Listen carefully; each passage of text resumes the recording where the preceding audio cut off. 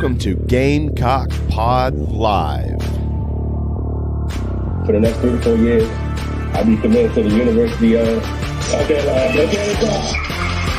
is Rogers again to the 25, 20, 15, 10. Rogers scores! Jackie Bradley Jr. delivered for the Gamecocks. Lost it up, looking for Kelly. Touchdown! Can you believe it? And South Carolina is sending shockwaves through the SEC. Frederick! Plays it in at the buzzer! That's a win! Unbelievable! I don't believe it! And now, live from Studio 54 of the Gamecock Pod Studios, here's the Cockfather himself, Keith Allsep.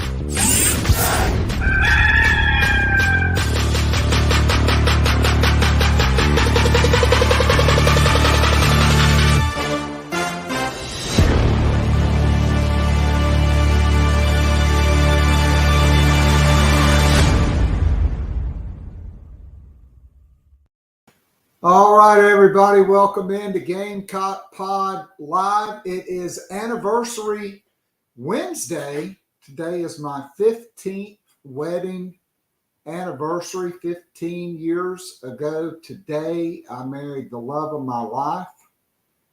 We have a gorgeous 11-year-old daughter who is so awesome. She had a piano recital over the weekend.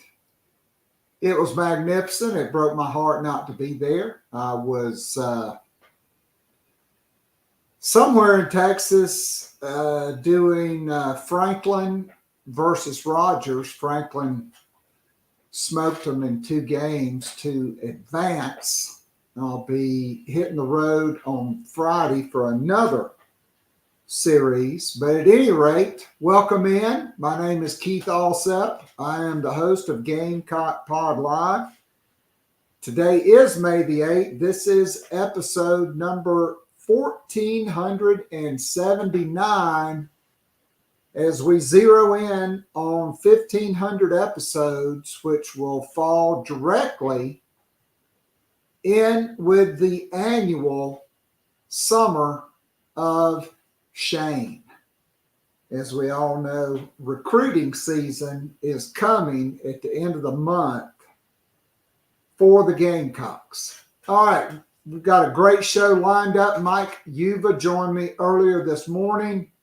Could not be live. We recorded that interview, which was pretty early for me. And so a lot of stuff on Gamecock football, men's basketball, a little baseball, as well as some Boston sports we have to share with Mike when he comes on, our love for the Celtics and the Bruins.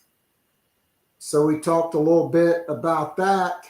But let's jump into our Nana's Porch news notes and headlines, brought to you by the award-winning full-service catering company, Nana's Porch, servicing the greater Charlotte, Rock Hill, Fort Mill, Lancaster area. Nana's Porch should be your go-to for all your catering needs, whether it's a banquet, a wedding, a corporate event, or a big backyard bash with the whole hog barbecue. Nana's Porch has got you covered. If you have an event, you need to bring in a food trailer. Nana's Porch voted among the top 3 food trailers in Charlotte by the local newspaper poll. So I strongly urge you to support this Gamecock-owned and operated business by going to nanasporch.com. That's NANASPORCH.com. Tell my good friend Chris Payne Keith Allsep sent you. You'll love it. I guarantee it. And if you like pimento cheese, you will definitely want that included. Nana's Porch pimento cheese voted both number 1 with smoky jalapeno and number 2 with the great regular flavor in the meat and cheese categories by the North Carolina Specialty Foods Association. Again, nanasporch.com. support this Gamecock-owned and operated business. All right, Gamecock Baseball did what they should have done last night, which was run ruled Winthrop 15-3. They hit 5 home runs. They scored 3 in the first. The game was over. South Carolina improves to 33-15 after taking 2 of 3 from Missouri over the weekend. The Gamecocks are 13-11 in SEC play, and they are ranked as high as number 10 in the national seeding. But they have 6 games remaining. No more midweek. 3 games at home, Founders Park against Georgia beginning Thursday night. That game, originally scheduled to air on ESPNU, will now be on ESPN2. The Deuce, I think it's still at 8 o'clock, but double check that. Friday's game will be on the SEC Network. Saturday will be streaming, and then next weekend at number 3 Tennessee to close out the season. If the Gamecocks can sweep Georgia and take just 1, that would, against the Vols, avoid getting swept. That would put them at 17-13. If they can split these 6 games, 2 out of 3 against Georgia, 1 at Rocky Top, 16-14.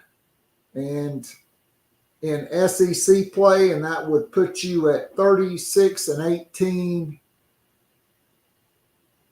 I don't know that Carolina, outside of sweeping all 6 of these games, can work their way into a top 8 national seed. They'd need a lot of help.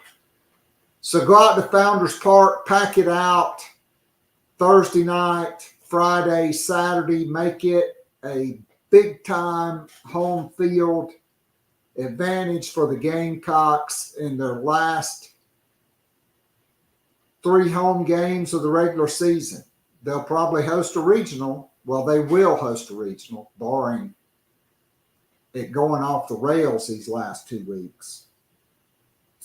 All right, men's basketball. Lamont Paris got his man over the weekend as they swoop in and steal Norfolk State point guard Jamari Thomas from Virginia Commonwealth.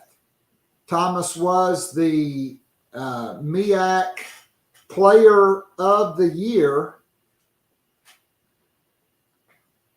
this past season. He's a 6-foot point guard. He's from Greensboro, North Carolina. He started his career at UNC Wilmington,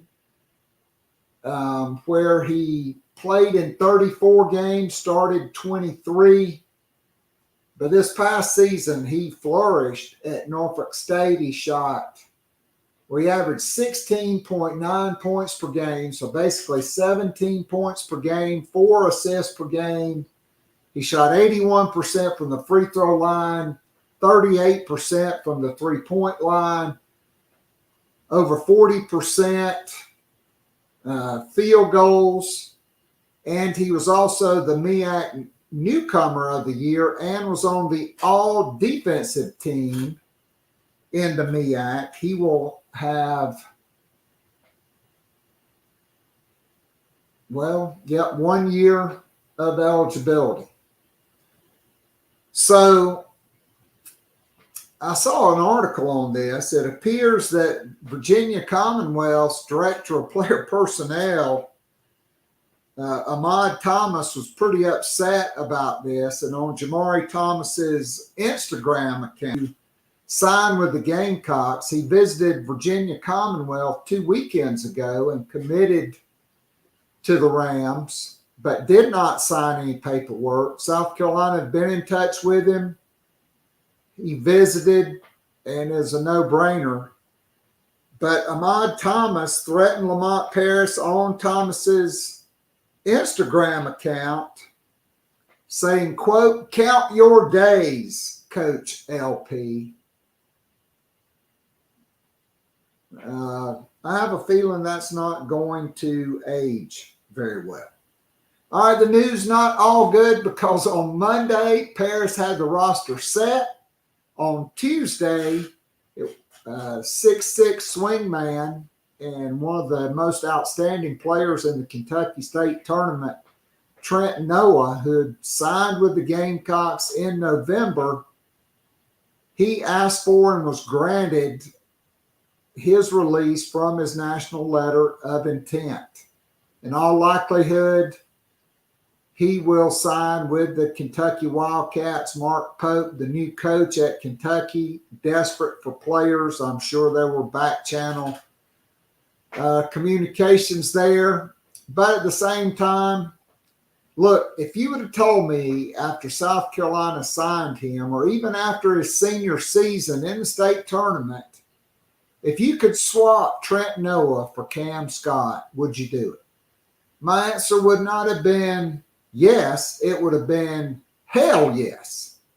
So the Gamecocks now have one open roster spot.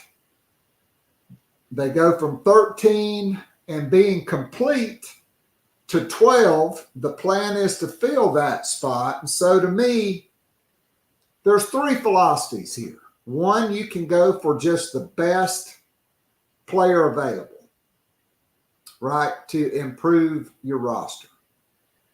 For me, I think this team is still missing another guard, okay, because Thomas is going to start at point guard, and it's all but a certainty Cam Scott is going to start at the two guard, and then you've got Morris Ugasuk and you got my man that I'm drawing a blank on, Jacoby Wright, and that's it. Four guards. One's never played college. One playing at the highest level he's ever played. And so you could go with the biggest need, or you could go with the best player available. Or the third option is, because you could lose up to 6 guys or more because of the transfer portal, but there are a certain number of guys who will be in their final years of eligibility. And you also have Colin Murray Boyles and perhaps Cam Scott, who will be entering the NBA draft early. You could go for the best young player available, and that appears to be the most likely scenario as of today, and that is former Vanderbilt signee, 6'11" forward, Jamie Benson, a native of Austin, Texas. And this is according to John Whittle from thebigspur.com. Credit where credit is due. He's the first one to have this. Benson plays at Oak Hill. He asked for and was granted his release after Stackhouse was dismissed. Okay. Also, you have this connection. Steve Smith retired at Oak Hill last year. Yerrick Stoneman, who many years ago was the assistant there, he spent a long time in Columbia, South Carolina as a high school coach, most recently at Ridgeview. He's now back at Oak Hill. So you have the familiarity with South Carolina and with the coaching staff at South Carolina. Oak Hill, their graduation ceremonies are this weekend. The plan is to get the big man, Jamie Benson, on campus early next week. He's grown 5 inches in the last 2 years. He was a 6'6" wing player. He's now 6'11". He can stretch the floor. He can block shots because he has a 7'5" wingspan. And so stay tuned. Things could be happening here. All right, Shane Beamer announced at his welcome home event in Florence, pretty sure that was Monday night, that Lenore Sellers has been named the starting quarterback. Well, that's not very shocking. If somebody would have said breaking news from Florence, head coach Shane Beamer announcing Lenore Sellers is really not breaking news. Is it saying something that hasn't been said? Yes. The second biggest thing to come out of that was that Beamer is eating chunky soup, as Mike Yuba will discuss. He was there at the event. Beamer did have some insightful things about the transfer portal, scholarship, management, etc. It was going to be Lenore Sellers. It's just like Dow Loggins said, players know before the coaches know, but evidently Shane Beamer did discuss this and make this known with the quarterbacks in their post-spring meetings with the head coach. All right, five-star linebacker prospect Zayden Walker is set to announce his decision on July the 5th. And Clint or somebody, if y'all are tuned in today, wasn't that the same day that Jalewis Solomon announced last year, and he was going to announce for the Gamecocks and then picked Auburn, and then he wound up decommitting and then signing or committing the Gamecocks and then signing with the Gamecocks. So they are brothers. Walker, a five-star linebacker, 6'3", 225. He's a stud. He will visit Georgia on May 31st. He will visit Penn State on June 7th. Miami on Father's Day weekend. I don't know why you have visits on Father's Day weekend. And then the Gamecocks get the last visit, and by then Jalewis Solomon will be on campus. One of the guys from 24/7 said they've not entered a crystal ball pick as of yet. But if they had to do so right now, it would be for the Gamecocks. I do think South Carolina's trending. But you got to survive the visits, right? So we'll see what happens there. Gamecocks also four-star Gaffney offensive line prospect Shedrick Surratt, 6'4", 290. He will make his decision on June the 14th before he visits the Gamecocks, I believe, the following weekend on June 21st. The Crystal Balls love the Gamecocks with Shedrick Surratt.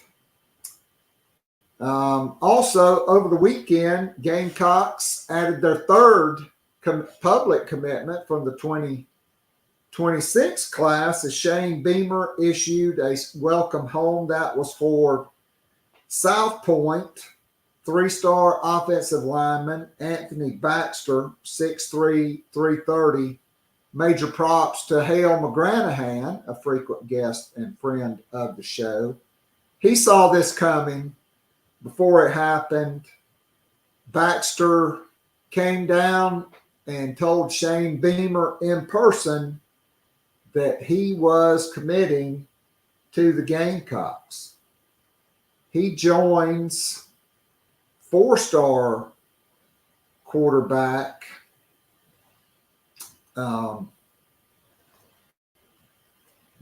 there we go. Landon Duckworth out of Jackson, Alabama, 6'3", 190. who is basically considered a top 100 prospect and the number one dual threat quarterback in the country. Okay, and then you also have linebacker Rodney Colton Jr., who's a four-star guy, 6'1", 220. And I'm really hating these pop-ups on Gamecock Central. He is considered by On3 a top 35 prospect in the country and the number 2 linebacker in the country. And so the Gamecocks getting off to a fast start for 2026. And as we all know, the summer of Shane is coming. The Gamecocks have 3 big official visit weekends beginning on May the 31st. They will be May 31st, June 7th, and then Shane Beamer only one official visit on June the 14th, and that is defensive tackle Bryce Jenkins from Friendship Collegiate Academy in Washington, D.C. I believe that's the same school as Nicholas Harbor. So Gamecocks set to host a bunch of guys, 13 on May 31st, at least 10 on June the 7th. I think another player was just added today. At least 1 on the 14th, and then at least 6 more names will be added. It's very fluid. And to wrap it up, before we get to our interview with Mike Uva, Gamecocks hosted transfer portal offensive lineman Stephen Hubbard, 6'3", 314. He started 9 games last year at left tackle for UTEP, where he's played since being at Kilgore Community College in Texas. He's a native of Houston. He's been committed to Vanderbilt since last month. Can the Gamecocks turn him? They are looking for offensive line help. Last week we talked about the 2 transfer portal wide receiver additions. The portal's closed, but there are a lot of players in the portal looking for homes. Coach is still trying to poach players who may be committed to other programs, so we will see if South Carolina does that. All right, let's get ready to bring in Mike Uva for that interview. Leave your questions, comments in the Nana's Porch chat box, and those are your Nana's Porch news notes and headlines for my anniversary date, May the 8th, 2009, 15 years ago today. I said I do is the best decision I've ever made. My woman is awesome. My family's awesome. And we have an awesome daughter, and I married an awesome woman who is an awesome wife and an unbelievable mother, and probably an even better person than all of that. I'm the luckiest guy in the world, and I know it. All right, before Mike comes in, if you enjoy listening and to this show and watching live on YouTube and would like more of Gamecock Pod Live, you can get it, because Gamecock Pod Daily is every single day, Monday through Friday, special pods on the weekend. So I encourage you to join our growing Gamecock family and become a monthly or annual VIP subscriber. You'll be able to listen to the show every single day, Monday through Friday, and listen to such great guests as Hale McGranahan and John Whittle from the Big Spur, Mike Uva from Gamecock Central, Jordan Kay and Peyton Titus from Go Gamecocks in the state. Michael W. Bratton, the host of that SEC podcast. 24/7 Sports National College Football Analyst Brad Crawford, who we're hoping to get on the next couple weeks. My good friend and former Gamecock, great Langston Moore, and many, many others.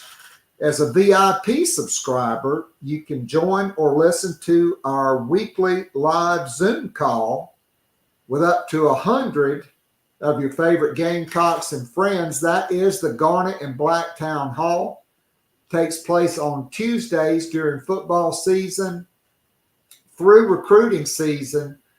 When high school baseball comes, we have to move it to Wednesday because region play is every Tuesday, and I have to umpire baseball.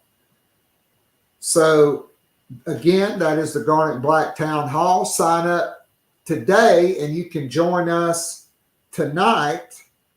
That usually lasts for an hour. Then we go to an unrecorded overtime segment. That's where the real scoop gets dropped and discussed. And, of course, there's always recruiting, because recruiting is like money. It never sleeps, to quote the great Gordon Gekko from Wall Street. Hey, buddy boy, money never sleeps. In addition to our weekly Garnet and Black Town Hall, VIP subscribers get our most popular podcast during football season. That is The Morning After, which is released every Sunday before noon Eastern, unless I'm traveling or something out of the ordinary. During football season, and there are more VIP perks in the works. Just follow me on Twitter at KAllsep. That's at KALLSEP. Or follow the show at Gamecock Pod. Go to the top of the homepage, click the link. It'll take you to our Patreon site, or you can go to patreon.com, patreon.com/Gamecock Pod Daily, no spaces. And if all else fails, just go to the Googler, the Google machine. You'll find it. You'll love it. Sign up today as a VIP annual subscriber, and you get almost 3 months free off an annual subscription. You'll love it. I guarantee it. All right, incoming is my interview with Mike Uva. Be patient. Here we go. All right, well, that was the wrong button. Here we go.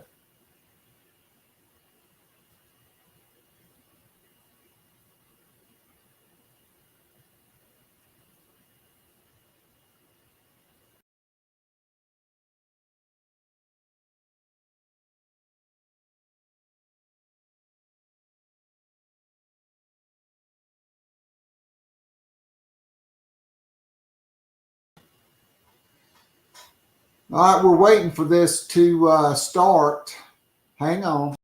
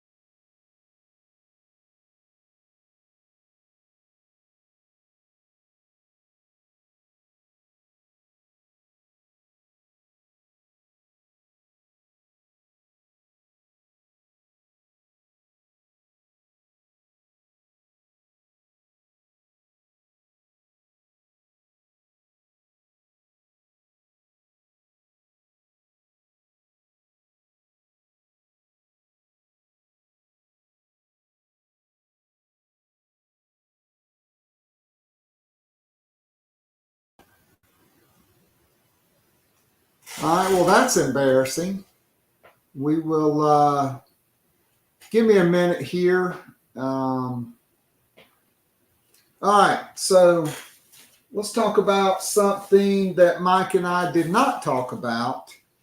So we talked about the men's basketball roster. So I'm going to give it a couple minutes here. I've never had this happen before. I do apologize, but technology can be a bitch sometimes. No offense intended to our female listeners. So because of my schedule, we didn't get to talk women's basketball.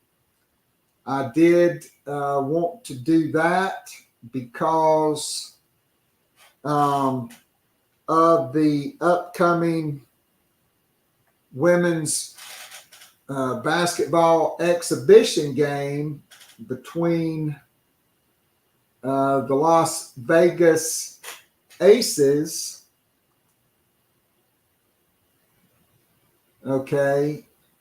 and the Puerto Rican national team. That will be Saturday at 1:00 at Colonial Life Arena. It will be Asia Wilson's first game back at the CLA since 2018.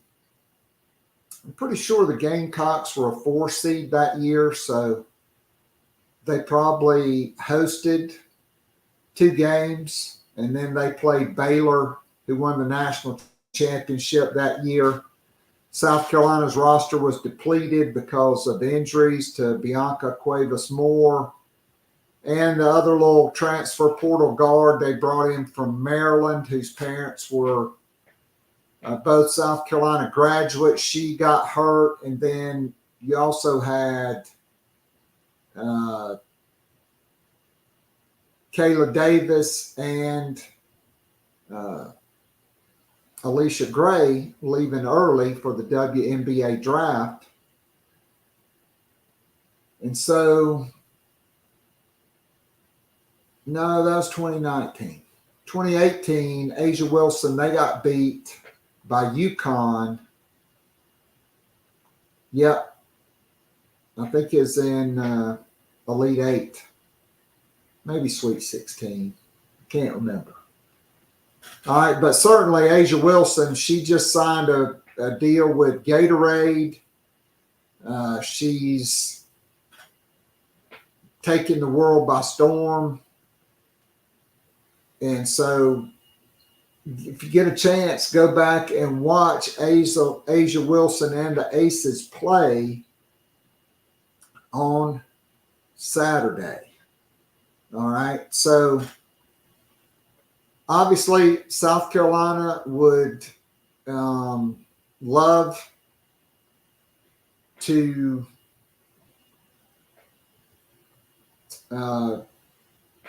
host Asia Wilson. That's not the way it was supposed to be, but it was supposed to be played in Wichita, Kansas, but they worked it out to get it in Columbia.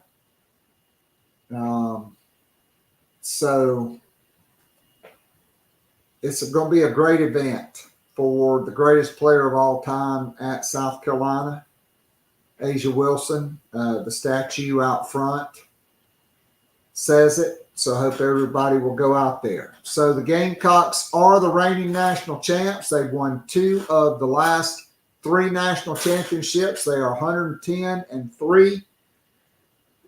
They lost only 2 players off the team. One player, Sanaya Ja, was suspended early in the season and was not with the team.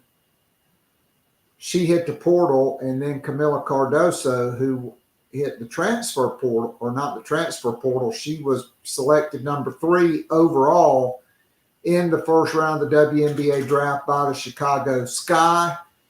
She injured her shoulder, so her debut will be postponed probably 4 to 6 weeks. We certainly wish her all the best. So if you're keeping score on your scorecard, Gamecocks had 11 players on the roster for this year.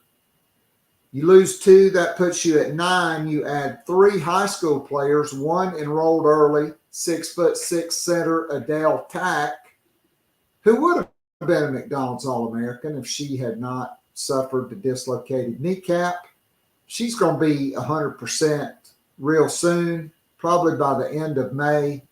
When summer school starts, they'll probably ramp her up slowly.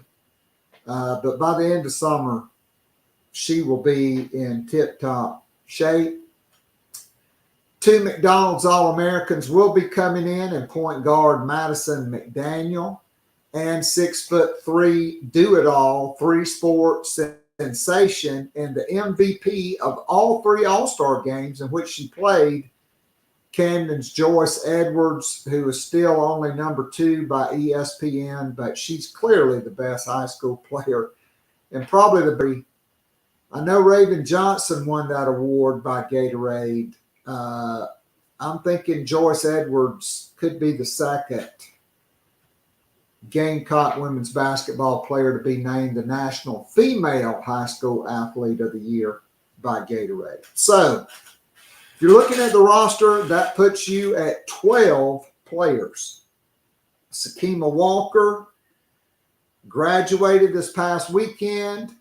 She will be on the roster along with Tahina Paopao, Breezy Hall, and Sanaya Fagan. All 4 of them will be in their final years of eligibility. Raven Johnson will be draft eligible as a redshirt junior. It will be her 4th year in college. She was classmates with Breezy Hall, Sanaya Fagan, and Sanaya Rivers, who left and went to NC State. And she was eviscerated in the national semifinals by the Gamecocks. So Dawn Staley's going to be losing at least 4 players, plus you never know with the transfer portal. So let's break it down position by position, okay? At point guard, Raven Johnson. She is the incumbent. Behind her, Malaysia Fulwiley can play 1 or 2. Madison McDaniel is a pure point guard. She's 5'9". Raven Johnson is 5'8". Malaysia Fulwiley 5'10", and probably the most explosive athlete on the team, along with Ashlyn Watkins, or Swatkins, as we call her here on the show. At 2 guards, you got Tahina Paopao and Tessa Johnson. Paopao led the nation in 3-point shooting percentage. She returns as a graduate. She decided to hold off on the WNBA, and she will be back, possibly in the starting lineup, probably in the starting lineup. But don't count out Fulwiley and Tessa Johnson, okay? South Carolina, with Raven Johnson, Malaysia Fulwiley, Tahina Paopao, Tessa Johnson, as your top 4 guards a year ago, they all return. And you're bringing in a McDonald's All-American, the number 2 point guard in the country, Madison McDaniel. South Carolina will have the deepest and potentially most talented group of guards in the country. I mean, Fulwiley announced her arrival on the scene in France. Okay. Tessa Johnson had a little injury, but she scored 15 in the Elite 8 win over Oregon State, and then led the team in scoring with 19 points in the national championship game. She is supremely talented. She's at least 6 foot tall. She's a baller. Plus, I love Tea Time with Tessa, and T stands for truth. Paopao will be a 5th-year player. So, I mean, it's going to be a free-for-all. They'll be competing for minutes, maybe not necessarily the starting lineup, but Dawn Staley did ask Malaysia Fulwiley what was next for her. I'm pretty sure she probably asked the same from Tessa Johnson, and that's to compete to be starters. So, and you've got Breezy Hall, who returns as a starter at small forward, and she was the one Dawn Staley told after they lost to Iowa in the Final Four, Breezy, get us back. She is the unquestioned leader of this team. So you got a couple options. Maybe you say, all right, I'm going with Raven Johnson and Madison McDaniel because she's that good. She's the backup point guard. Tahina Pau and Malaysia Fulwiley, that's my two guards. And Breezy Hall and Tessa Johnson, those are my small forwards. That would throw Joyce Edwards into a deep post rotation. But has anybody watched Joyce Edwards play lately? Because I watched all three All-Star games. Yes, she's 6'3", but she handles the ball. She can shoot the basketball from the perimeter. Not out to the three yet, but she can defend any position. And she is a great rebounder. And more than that, she is a fantabulous, I know it's not a word, athlete. So maybe it's Raven Johnson, Malaysia Fulwiley, and Madison McDaniel at point guard. Tina Pau and Tessa Johnson at two guard. Breezy Hall and Joyce Edwards at the three. Then you could have Chloe Kitts and Sanaya Fagan at power forward. Ashlyn Watkins and Adele Tack at center, and you still got Sakima Walker. I don't know how much more she'll be able to offer. Hopefully more, but I do believe she's a great teammate.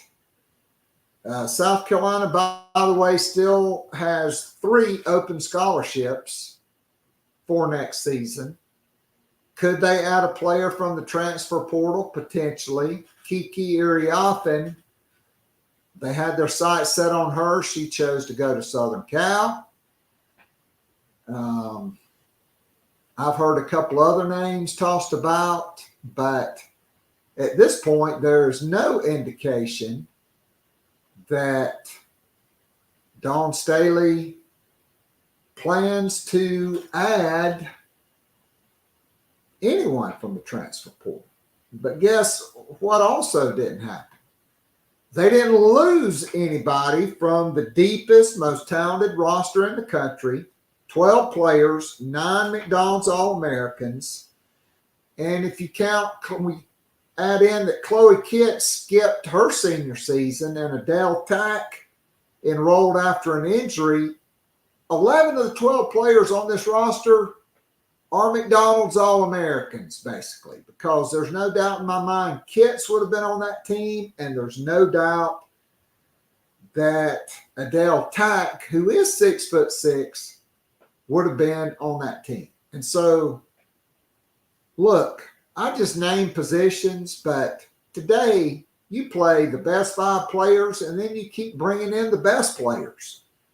And so could you have Joyce Edwards and Chloe Kitts and Breezy Hall on the floor at the same time? Yes. Who's guarding the 2? Who's guarding the 3? Who's guarding the 4? Who's playing those positions? It may depend on who's guarding those positions. I just think this roster has so much flexibility between Fulwiley, Pau, who played at point sometimes when you had Fulwiley off the ball and Tessa Johnson off the ball, Breezy Hall off the ball, and then you had Watkins on the floor You could have Watkins and Tack on the floor with Kitts at the 3, or maybe it's Breezy Hall or Joyce Edwards or Tessa Johnson. Or you could play 3 guards at the same time. I mean, this roster has the ultimate flexibility because you have so much positional flexibility. I mean, Raven Johnson is a true point guard. So is Maddie McDaniel. Adele Tack is a true center. So is Sakima Walker. But everybody else can play multiple positions on the roster. Watkins can play 4 or 5. Fagan can play 3, 4, or 5. Chloe Kitts can play 3 or 4. So can Joyce Edwards. Breezy Hall played 2, 3, and 4. Pow Pow played point and played off the ball. Full Wiley can play on or off the ball, and so can Tessa Johnson. So the lineups are unlimited. Who starts, that's up to Dawn Staley. She knows, and her staff know better than all of us. But this roster has such tremendous flexibility. All right, so I'm hoping I'm going to be able to get my interview with Yuba to play right now. Don't go away. Just hang on. Here we go. Video file.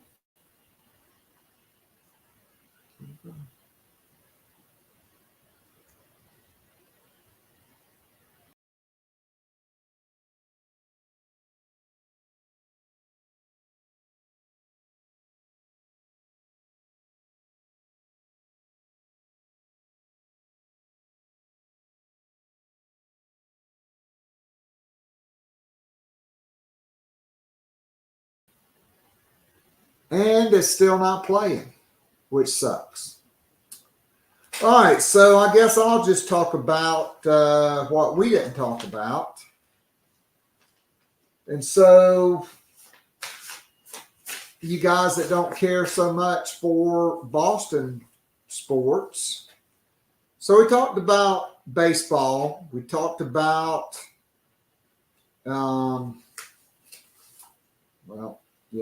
All right, here we go. So Mike talked about bringing in or going ahead and making the announcement of Lenore Sellers. So what? Big deal. Then we talked about the wide receiver room. They have 2 new additions since the spring, right? You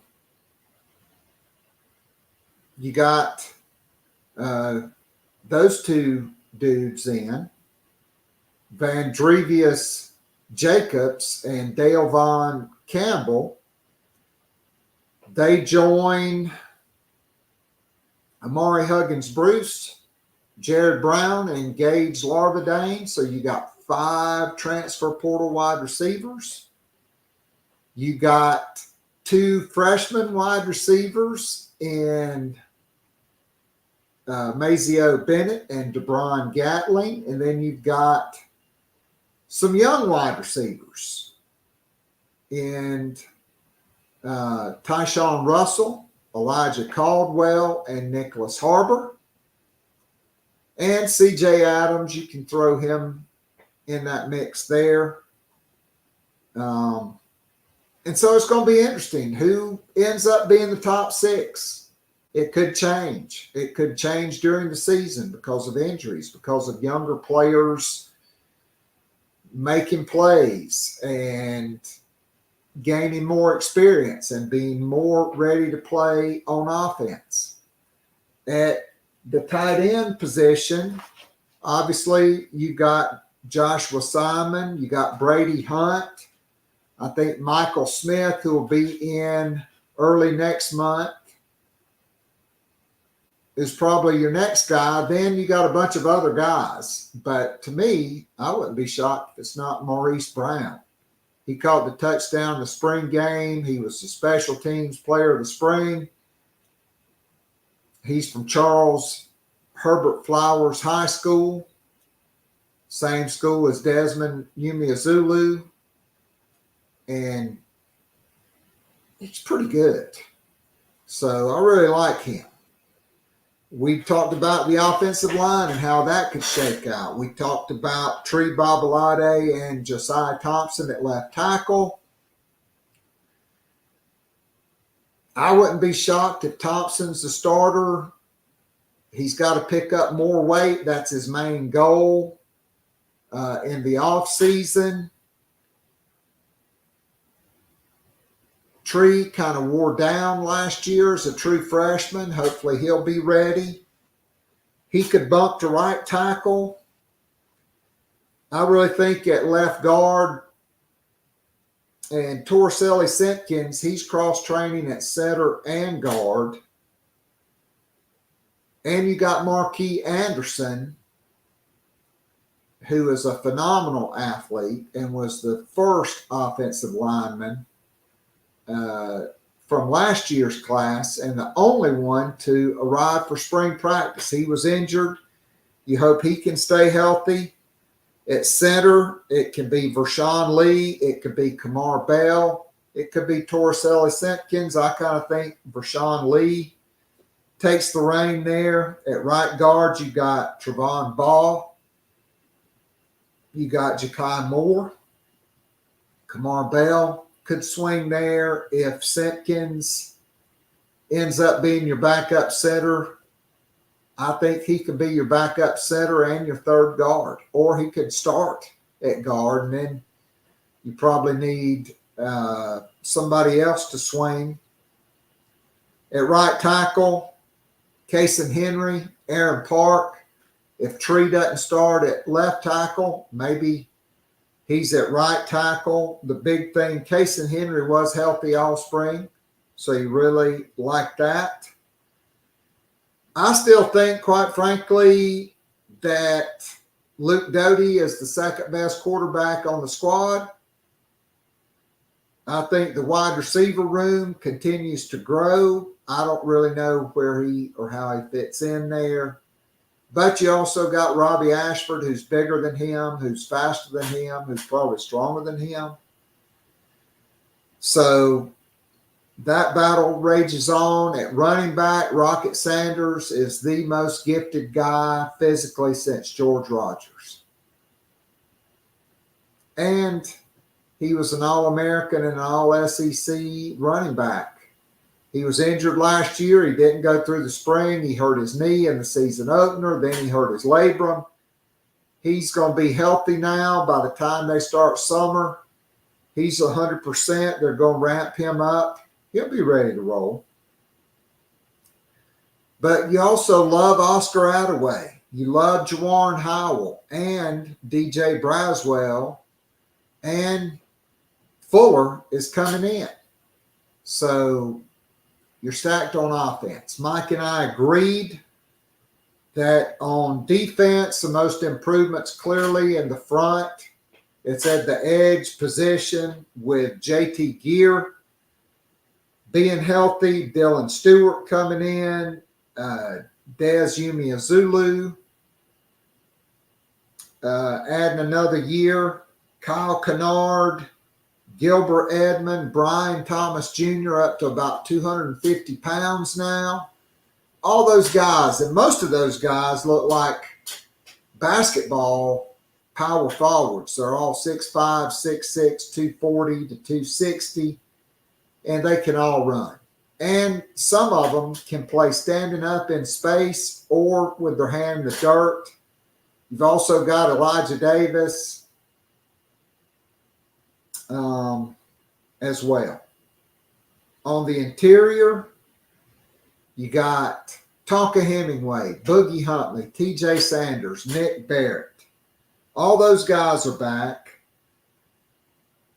Monkel Goodwine, he's in. DeAndre Jules looked like a man, a grown-ass man out there. And you're bringing in Jerome Simmons from junior college, who's 6'4", 335 pounds. He'll be in next month. So you've really improved your front and your linebacker position. Okay, Debo Williams is back. You added Bengali Kamara and Demetrius Knight from the transfer portal. You really hit on both of those guys. Jaron Willis is also back.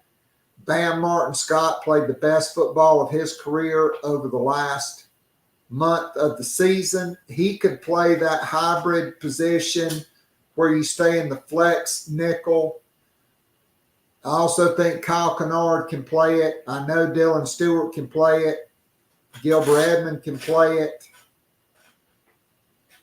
And so it's going to be interesting. I think, you also upgraded over Pup Howard and Stone Blanton with Wendell Gregory and J.R. Johnson, who are just more athletic, bigger, stronger, faster than those guys. They probably don't weigh as much as Pup Howard, but much better athletes overall.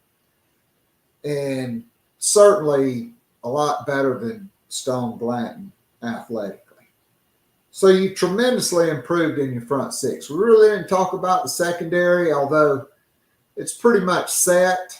You do have that one cornerback battle that is between Judge Collier and Vakari Swain. But Jalen Kilgore is going to be the nickel. I'd probably say David Spalding's behind him. O'Donnell Fortune at the other corner with Emory Floyd and Jalewis Solomon.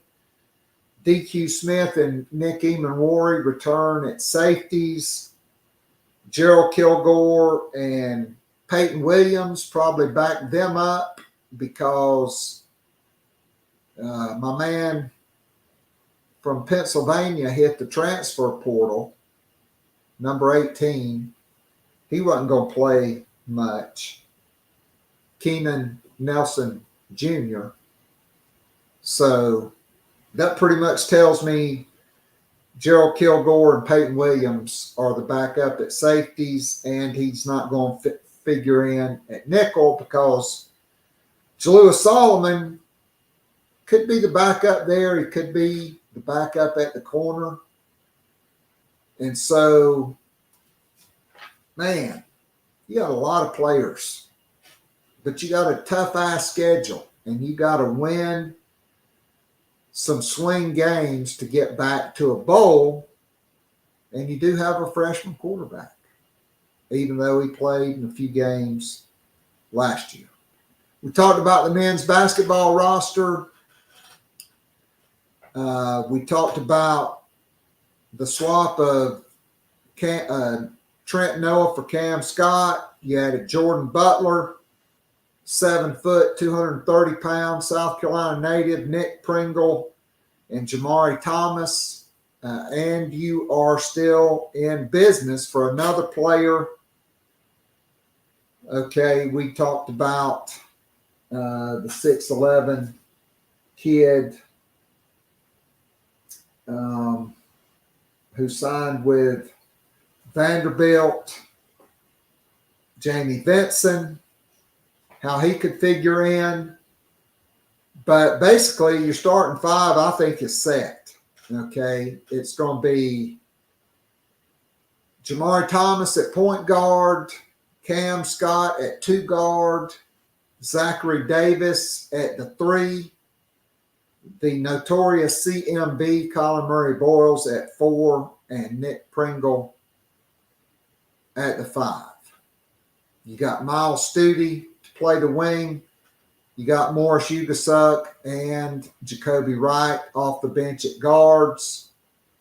Looks like Arden Conyers is 6'7". He's more of a stretch 4, although he could be probably a little bit of a 3, but probably a 4 at this point. But he is a good 3-point shooter. And so, again, you got that one spot. Do you fill it with the big? Do you go best player available, or do you go best guard available? Because I do believe guard is the biggest need, but they want a younger player. And look, you can never have too many quality bigs that can stretch the floor, and a guy that, I mean, it's kind of like the unibrow who plays for the Lakers. He was a 6'5" guard. He grew 6 inches 2 years, Anthony Davis. Now, I'm not comparing this kid to Anthony Davis as a player. I'm saying they're similar in the fact that both of them were wings, and then their junior and senior season happened. They were all of a sudden 6'11".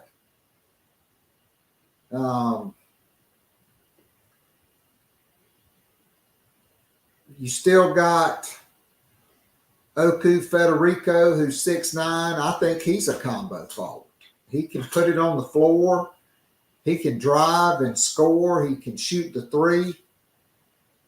Probably a stretch forward, but the skills are there in a pinch to be a wing. Probably not this year because you got those other guys.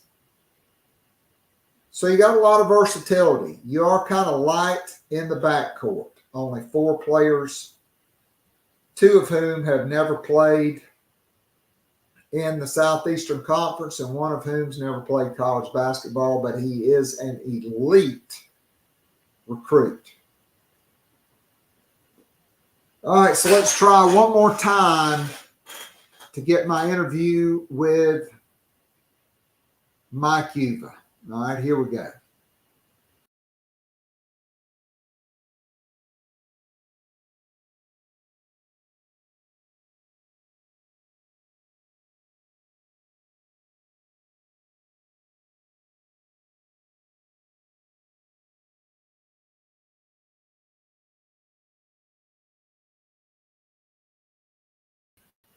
All right, so I apologize for the technical difficulties. It doesn't look like it's going to play. So that is going to be a wrap for today's Gamecock Pod Live. Thanks to everybody that tuned in. Tonight is the Garnet and Black Town Hall. You'll want to join us for that as we chop it up over Gamecock football, men's and women's basketball, baseball. 6 games left as they try to improve their seeding in the SEC for the SEC tournament, and for hosting purposes, really probably outside of sweeping Georgia and Tennessee, they're going to need some help, and probably making a run in Hoover. I'll be back tomorrow on Gamecock Pod Daily, but tonight it's not too late. Go to our Patreon page, sign up. I've already put up the link and the passcode for tonight's Garnet and Black Town Hall.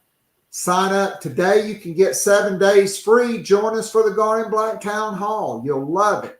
I guarantee it. So even though we didn't get to hear from Mike Uva, it was a great interview. Apologies for that. This is Keith Alsep, and this has been Gamecock Pod Live as we spike here in hour number 2. This will be right up on the YouTube page, and I'll tweet it out as well. Thanks for tuning in. Go Gamecocks, and God bless you all. I'm out of here.